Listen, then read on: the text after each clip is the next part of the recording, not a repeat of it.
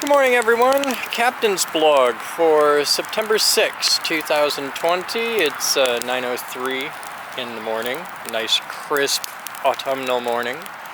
And I'm out here. Just got this lit from the coals. Didn't actually have to light it. This fire's been going for... Well, this one's a new one. This has only been going for like 2 days now. The last one was 11 days, I think. And I'm just clearing out a gigantic brush pile out of the backyard that was about the size of a semi-trailer, like volumetrically, and I'm burning it piece by piece in my tiny little fire pit. I've been doing this all summer, just cleaning it out. So yeah, this is how my day begins for a nice mellow Sunday morning. Here's the current state of the brush pile. It's down to that, but you can see it went all the way around here and up, and yeah, it was pretty fucking epic. But now that's all that's left. It's dwindling. We've been working on it together. Whole house team's been on it, and we're getting there. It's progress, but it's all, you can't just haul it off for trash. You can't like throw it in a dumpster because they freak out if you put yard waste in there, and they count this as yard waste. Country yard, yo. And the best way to dispose of it really is have a little burn pit. So I have about a 3-foot diameter burn pit that's about a foot deep, and I've processed all of this piece by piece in there, and it's been a whole summer. But I'm good at patience, and I kind of like the zen of it. It's, if you don't have a backyard fire pit or someplace that you can go and just tend to fire for a few hours and just think, and it's very relaxing, it's very zen. It's one of those manly man things, like the zen of just mowing a lawn. It's a very zen headspace, so I recommend it. Clear out a bunch of brush out of your yard and, you know, reclaim shit. 20 feet of yard down here at the bottom. It goes all the way from over there all the way over here, so that's got to be 50 feet across and about 100 feet high and about 100 feet down that side. So picture a triangle with, well, an isosceles triangle on a sphere, kind of, that's about 100 feet on the two long sides and about 50 feet on the bottom, and the whole thing's on a slope. You can see that my yard has kind of a substantial slope, and yeah, it's a lot of square footage of just yard. I like it. And up at the top, we have the radio tower. We'll talk about that. So you can see the scar. It's 100 feet up there, and that's halfway to the house. At oh shit, I don't know. At this point, it's a better part of a 50-degree incline. It mellows out on that side of the yard. That's a much gentler incline, but it's about 50 degrees up, and there's a pair of conduits set under there. That took a hell of a lot of work. Thankfully, Joey helped me dig a substantial part of this. Came out with a Mini X, which is a baby excavator. Just pretty badass. You can rent these things for a couple $100 for a day, and oh my god, they're fun. So yeah. And up here we have the tower, and I've been working on it, getting stuff.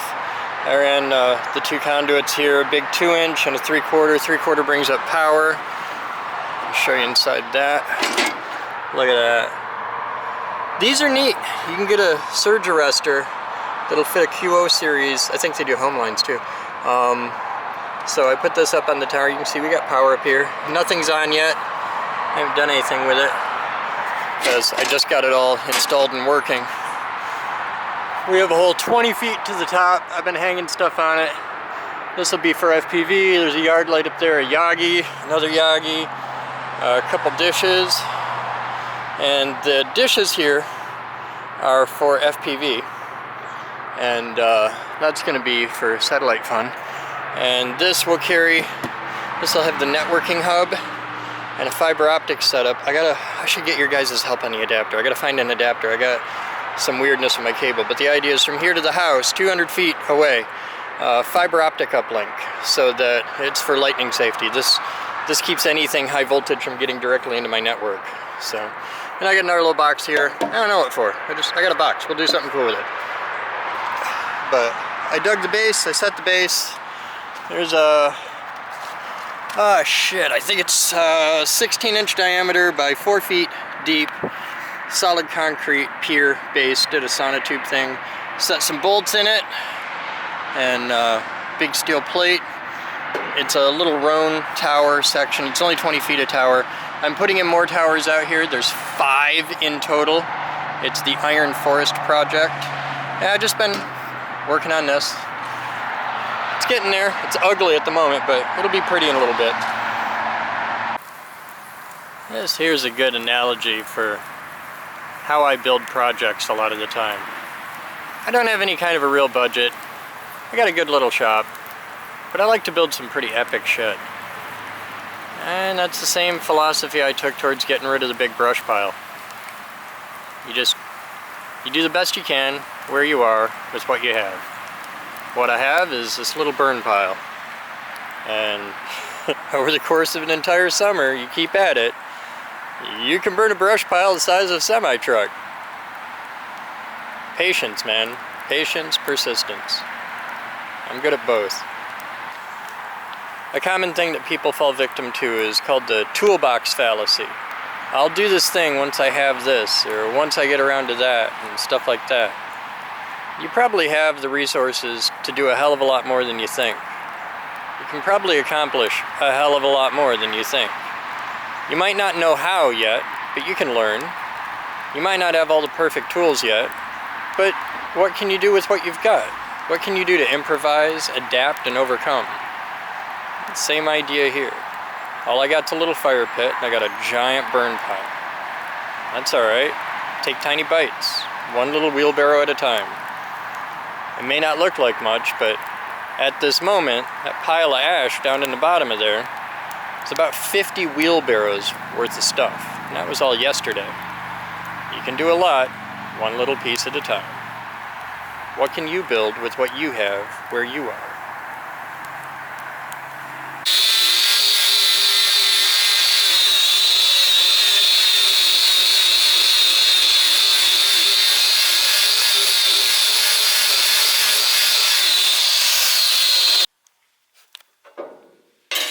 Time is 16:53 hours. Here with Mitch, where we are designing and building the Aft Docking Platform on the Bdsm Tugboat project.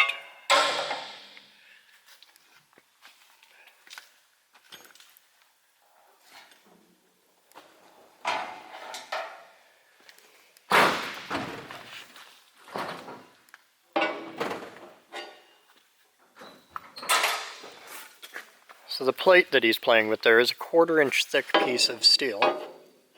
There's 4 of these that will hold the back platform. Originally the boat had 2 pieces of steel, about, I don't know, 3/16, 1/8 inch, 3/16. And we're beefing this up a little bit because it's going to stick out a lot further. The original platform came out about 1 foot. We're coming out about 3 feet.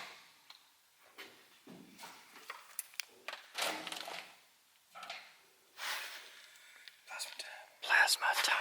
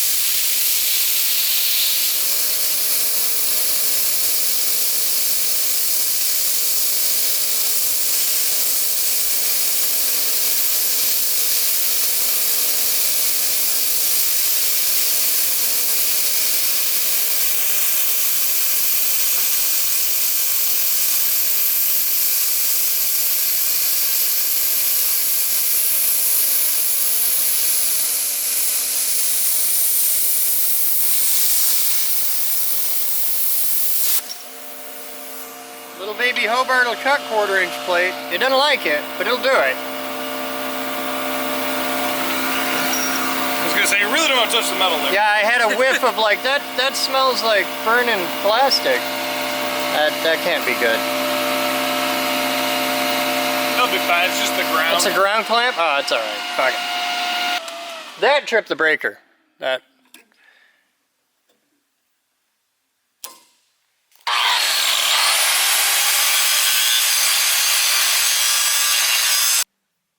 So up there at the front of the boat, you can see where we tied a piece of 550 cord, which continues all the way down the center line of the boat, past the stern, dead middle, and ties around a piece of conduit on the wall. Notice the super professionally run piece of conduit on the wall. We won't comment on that. But this, and it loops back and ties off here. This establishes the center line of the boat, which is how we set parallel for all the stuff hanging off the back here.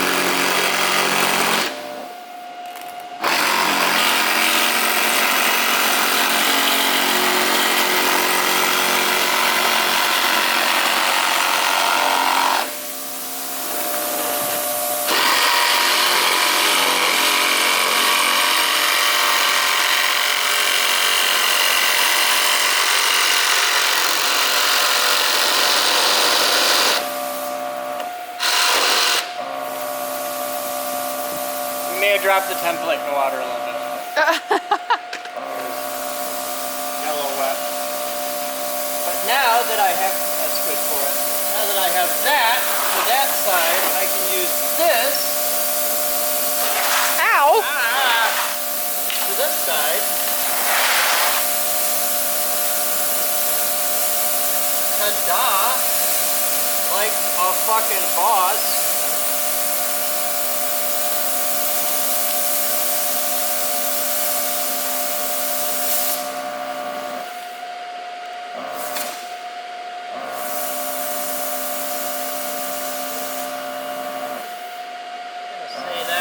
About where I want to be.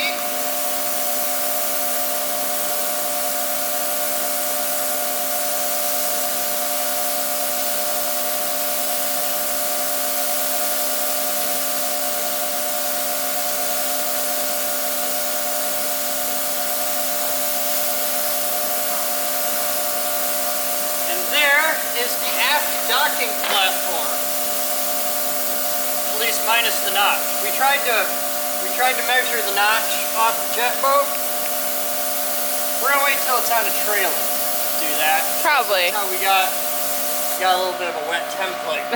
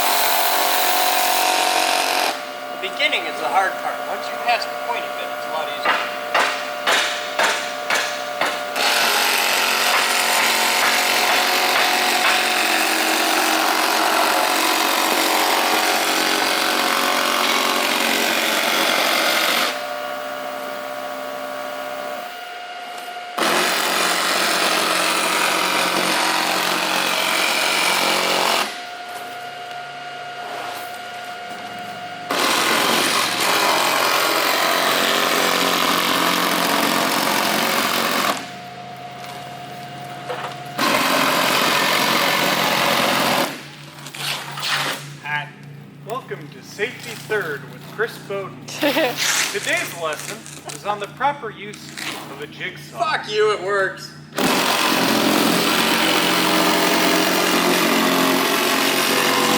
Right into his finger I there. could totally host a TV show called Safety Third. That'd be hilarious.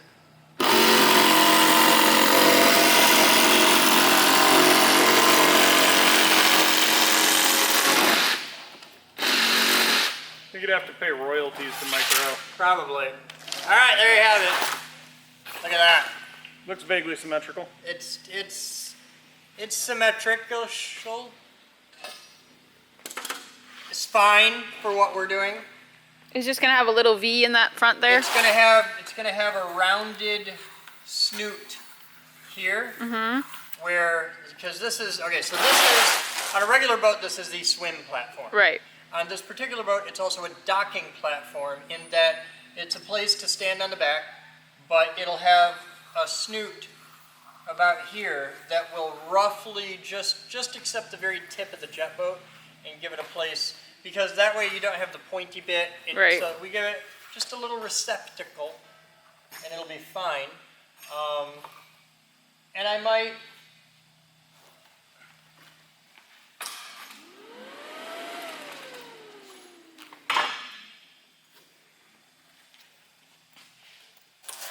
oh shit, that's full. Yeah, don't try and move that. I already tried. Okay, so,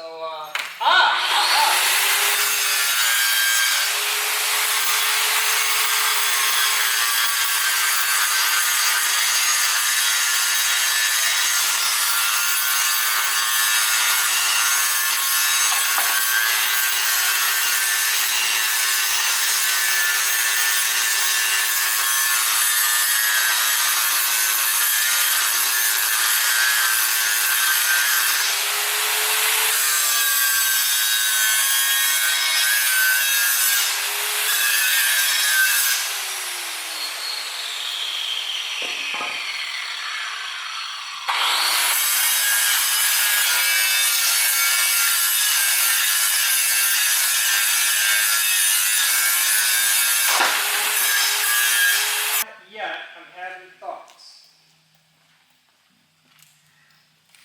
Don't stop Chris now. Because he's having a good time. I am having.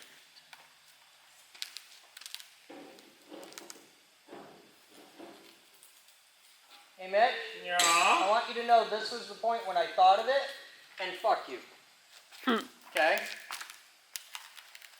What? Fire extinguisher radius? No jabby points on the end, I think.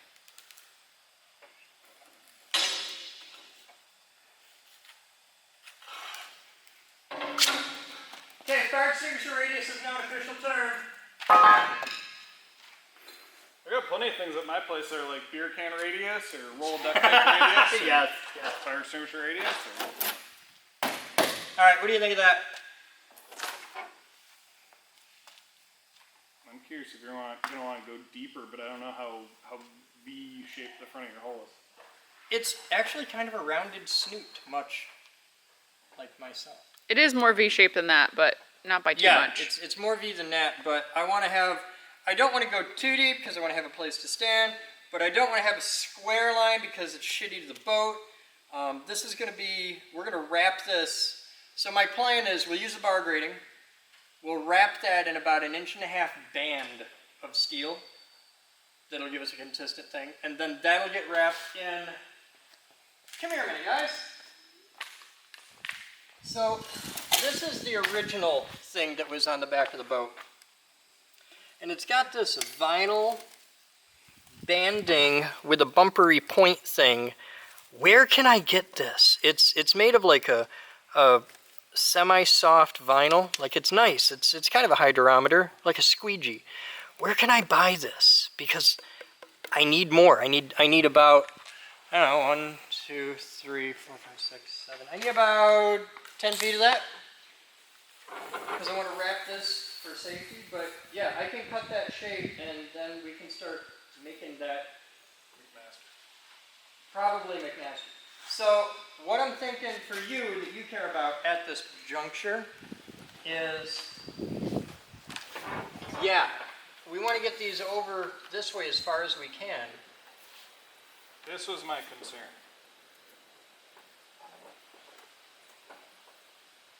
Which is fine, we can always just truncate the end of it, but... And that's fine. But this is less than 12 inches. And the bar grading isn't going to give a shit about an overhang of that far. Like the thing that I'm thinking about is, for this support, how much of this do we want unsupported? Like, it's never going to get loaded heavily.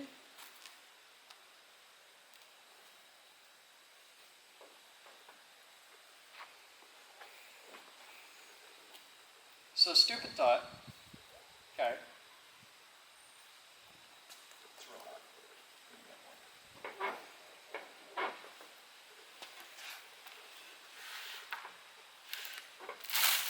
It's real hot everywhere. It's not real hot everywhere. What if We're handling it. It's just warmish. what if this? It's fine by me. I'll do shit. Is there any reason not to? Hot! It's hot. Wow. So, is there any reason not? The spot you're holding is fine. Is It's there- just don't touch the other bits. It's hot. Is there any reason not to mount it like this? Because No, it's just asymmetric, but other than that, no. as long, well, it doesn't have to be asymmetric as long as we can do the same thing on the other side. But like, this is in the water, but there's a big vertical surface here, so it's not like this will make any drag. Shouldn't. Not really. Might make like a little vortex that'll pull all the algae and stuff into a little ball. When we get algae balls, they're great with rice. Somewhere this is a delicacy. But what if we do this? Because then we don't have to cut it, That place is called Japan. and we get support much further out. True fact. So how do? Like, do we just draw it on the bottom here like this and say, okay, that's the line to hit, Fine by me. and then we put this up there and aim for the left? Is that a good idea? I think it'll work. Okay. And I'm going to line this up right to the thing. Got a chirpy? I'm going to bring it in a little bit so that we're not right up to the edge, because we're a couple inches in there. I got chirpy. I'm going to draw the line there. What's up? Boden and safety glasses. I was wearing them for the thing. I just kept them on.